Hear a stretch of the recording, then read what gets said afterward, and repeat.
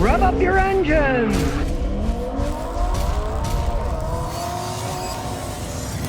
Well, you know, the bureaucrats have taken over when they start talking about regulating the past. This is how stupid our administration has gotten. Now, the Biden administration set new requirements that increase the amount of ethanol to be put into gasoline. But at the same time, they retroactively reduced the previous ethanol blending requirements due to a plunge in demand for gasoline during the pandemic. Why on earth do these idiots even care about what the rules were in the past? The past is done. It's like these nuts that go out, they try to change the past. The past is done. You can talk about it, right? But it still existed. But this I don't understand at all. Why are they doing this retroactive thing about how it was blended in the past during the pandemic when people weren't buying much gasoline? They're buying a lot of gasoline now. Now, here's the thing that amazes me. Okay, the price of gas is getting higher and higher, and these idiots are talking about we'll reduce the previous blending that we had in the past. It's just ridiculous. The whole thing is ridiculous. The inmates are running the asylum. Here it is. Listen, you can't believe this stuff. The EPA retroactively reduced levels for 2020 by 2.5 billion gallons and 1.2 billion gallons for 2021. That's the past. What the heck are these idiots doing? These are the guys that are rearranging the deck of the Titanic while it's sinking, right? It's unbelievable. That's just the lawyers, politicians get involved, everything goes to crap. It just does. They don't know what they're doing. They're crossing their T's and dotting their I's on the past. Maybe they should all go live in the past and let us live in the present and have them get out of the way and let things take their course without a bunch of idiots wasting our millions of dollars arguing, probably debating over this crap. It's just too much. It really is. Jan Mama 22 says, I have a stinky 2009 Acura MDX. I saw your helpful videos about using Lysol to get rid of bad smells. My car really stinks. And the front AC doesn't work, but the back does. I'm 24 weeks pregnant. The smell is an issue. Can you help? Yeah, obviously, mold and bacteria. The front AC isn't working. So that's just going to be wet and damp. And that's going to make the mold even worse. What you want is to have somebody fumigate your whole car. We mechanics have devices that we can stick in the car, we can turn them on, and we let them sit in the car for like 6 hours. It will kill mold and bacteria. It will kill everything. Then you roll the windows down and let it sit with a fan for another 6 hours. That's the best thing to do to get rid of that smell. Now, since your front AC doesn't work, but your rear does, you know the compressor's working. So there's something wrong inside your dash. Now, one thing to do is pressure test the system. You can see if the high pressure is normal and the low pressure is normal. That means that your AC is still working in the front, but that the blend doors aren't opening to let air go into the cold part. Those are broken. On the other hand, if the pressures aren't normal on the gauges, that could mean that your evaporator is plugged up, or more often on those, it's a bad expansion valve, because there's an expansion valve for the back AC and there's an expansion valve for the front AC. I would assume you have a blend door problem with it's not letting it in, because normally on those, if the back one's working, the front one's going to work. So I would say have a pro look at it. It's very complex. It's an Acura. You need a dealer level scan tool so you can do bidirectional testing. You send impulses to the blend door, and then your machine does it. The information's going out. Then you look at the data, and it actually has the data of the blend doors. It'll say how many degrees open they are. If they don't open, you know the blend doors are broken. Complicated. It's unfortunately they make them that complex. Get the whole thing fumigated first, and that'll at least get rid of what's in it now. Tia Loca says, I got an '07 Nissan Maxima. It'll crank, but it won't start. It died on a highway. The battery light and all the lights came on. I pulled over, and it won't run. Help. All right, well, let's start with the simple things. Your battery light came on. Have your battery and your alternator load tested. More often, it happened while you were driving down the road. That means the alternator stopped charging the battery, so it won't start the vehicle. May sound crazy, so it cranks, but it won't start. Could be a lot of things, of course, but since your battery light came on, if you run out to a certain low amount of voltage, once it gets below a certain parameter, it can't start the car or run the car. So even though it might crank over a little, there's not enough electricity to make it crank over and run the ignition system and run the fuel system at the same time. Pray all you need is an alternator. I see that all the time. They just wear out, the car will die. If you jump start it, it'll start. When you take the cables off, it'll die. Pray it's as simple as that, because it could be a lot of things. It could have blown the engine, it could be a bad fuel pump, but since that battery light came on, pray that it's just the alternator ran out of power. It often is, just replace it.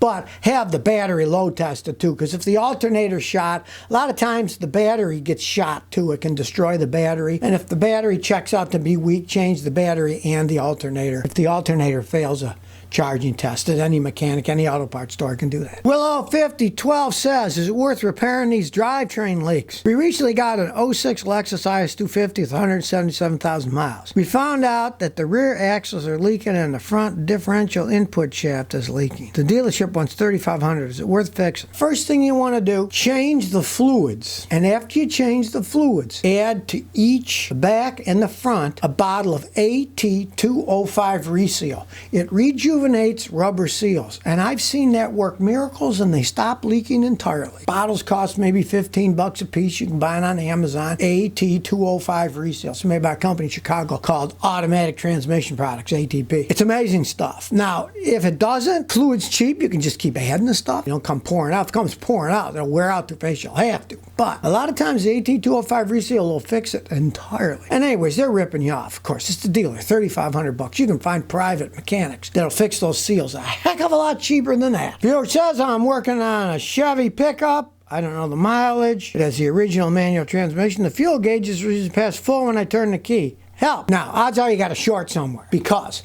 those will peg past the full when there's a short somewhere to power and they're getting full power instead of the reduced voltage. As the gas goes down, the float measures electrically, then it sends less electricity and it makes the gas gauge gradually go down. If you get full voltage, it'll peg, meaning somewhere there's a short to power in your wiring. So start tracing that wiring from the gauge back, and you'll find somewhere there's probably wires touching it, and it's a live wire, and it's sending it full voltage. Now, if you can't find a problem in the wire, replace the sending unit. Because if the sending unit's bad, and it's just sending out full power no matter what, you'd have to replace the sending unit. So you can't find a problem in the wiring, replace the sending unit, because that's what sends the power. And they can short out internally, they're inside the gas tank, and then they will send full power. When they send full power, it'll peg past full. That's how those gauges are made. Full power will peg past full. If you have no power at all, it'll stay on E. That's how you can generally diagnose it. E will be no power.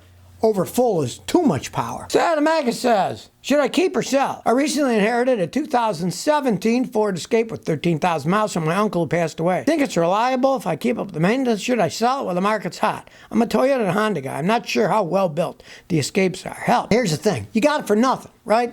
And it's only got 13,000 miles. They're pretty well made. That they'll still last quite some time. I had a customer with Escape at 140,000. It was still running okay. Now, you could sell it while the market's hot if you want, but do you need another vehicle? If that's your only vehicle, you're going to have to buy something, and you're going to have to pay more for that. It's not a win-win situation. If you have a vehicle and you sell it and you get more, you're going to buy another one. You're going to pay more for that. So you're not going to get even. Now, on the other hand, let's say you could find a Honda or Toyota you like for the amount of money that you could sell the Ford, do it right away. But I doubt if that's going to happen. A Honda or Toyota probably have 115,000 miles instead of just 13,000 miles at the same price. That's how they go. So put all that in and shake it around and see what you want to do with it. So they got 13,000 miles. It could still last a really long time.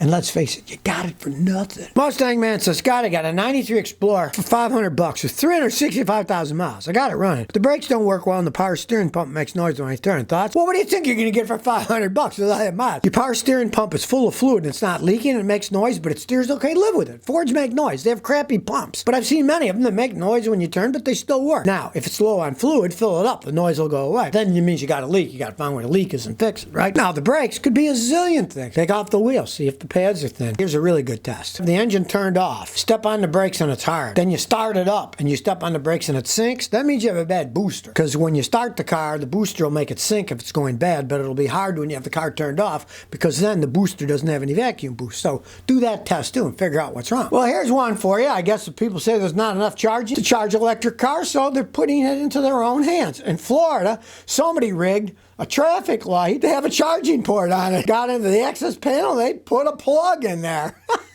Now, this was in the Florida Panhandle. Somebody wanted to charge their electric car or something, so they decided they were going to put an outlet on a traffic light, and they did. They wanted to make the traffic light more useful, not just direct traffic, but charge up electric cars. This was Fort Walton Beach in Florida. Well, you know, weird things always happen on beaches. Some of the craziest people on earth are near the ocean because, like in California, they went to California, they got to the ocean, they couldn't go any further, so there they are. Florida, they got to the ocean, they couldn't go any further, so there they are. So the crazies are generally pretty close to the water. And hilariously enough, the area where this plug was found is an area where panhandlers hung out. So maybe one panhandler decided, I need to recharge my cell phone. I'll put a plug in here and I'll recharge my cell phone now. Who knows? But there it was, plugged in. Why not? Make it useful. The little tiny amount of electricity you would use would be nominal, you know? I think it's funny. So if you never want to miss another one of my new car repair videos, remember to ring that bell.